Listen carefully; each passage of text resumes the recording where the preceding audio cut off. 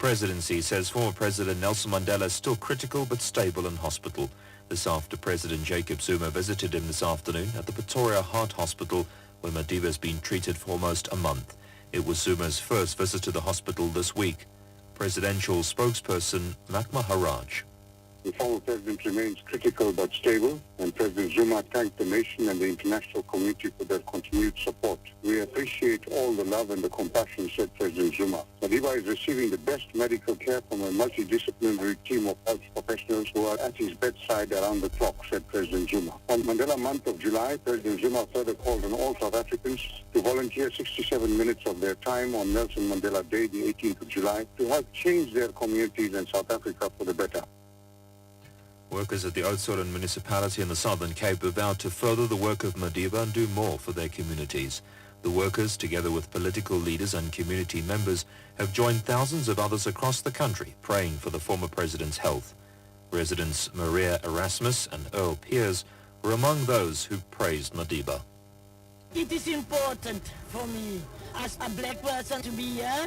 It is respectful for Madiba. That's the reason why I'm here.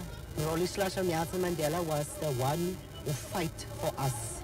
And it's very important today here in Oudtshoorn for the people to pray for Nelson Mandela, because he was our president for the people in South Africa. We love Nelson Mandela.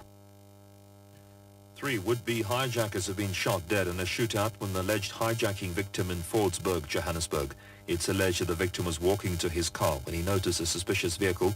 One of the suspects jumped out of the vehicle and started shooting. Police spokesperson Katlego Mogale explains what happened. A shootout ensued and 2 of the suspects were fatally wounded, and as he turned around, he noticed that the third suspect was pointing a firearm to his friend, and he fired shots, fatally wounding the suspect. And police found 2 unlicensed firearms on the scene, and the vehicle that the suspects were traveling in was identified as having been stolen in Langlaagte last month. The DA in the Northwest has obtained a court interdict against the ANC's ousted Tlokwe Mayor, Mapetle, ordering him to grant the newly elected DA Mayor, Annette Kombrink, the key to the mayoral office in Potchefstroom. He's refused to leave the office since he was unseated by the Tlokwe Council on Tuesday. A group of ANC members supporting 14 expelled councillors earlier stormed the municipal building, calling on Mapetle to leave and surrender the office. Police had to be called in to calm the angry ANC members. The same group burned their ANC membership cards and party T-shirts.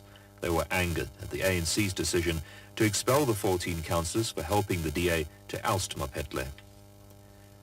Zimbabwe's Constitutional Court has confirmed the 31st of this month as the date for the country's elections, upholding its earlier order.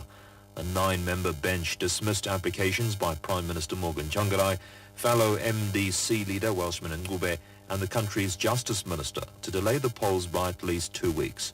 Regional body SADC earlier urged Zimbabwean President Robert Mugabe to delay the vote until August 14th.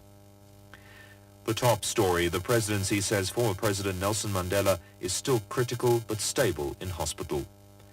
And finally, Eskom's energy-saving advice to consumers for this evening is to reduce the temperature on their electric heaters from full heat to a comfortable level. Electricity usage for this evening is expected to rise as more households switch on lights, heaters and cookers. Households that use geysers and pool pumps can make the biggest difference by switching off these devices between 5 p.m. and 9 p.m.